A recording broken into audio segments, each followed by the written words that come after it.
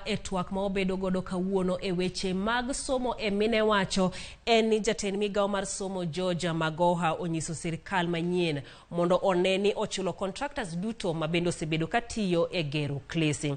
Magoha mabende ne wuoye kinde mar nono klese mabende igero e kaunti ma Bungoma owacho ni deko mar chudo obedo kaluwore kod donjo mano mar sirkal manyien. Kamano bende omedo ni klese ma kaunti noero owinjo bedni oserumo kachopo wuok tich juma manyien kanyaka sani gero klese sani osechopo atamalo 99.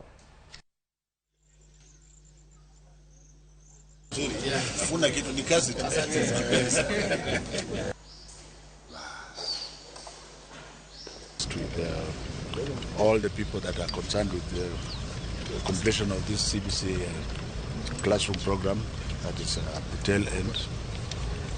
And we basically agreed that since we have the remaining classrooms are at roofing level, that they will be completed by Monday.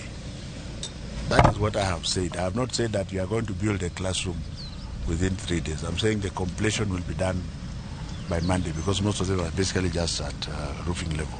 The incoming CS ensure that once the exchequer is open, we should pay the contractors very quickly without any further delay because these classrooms have been constructed at a reasonably good price of 708,200.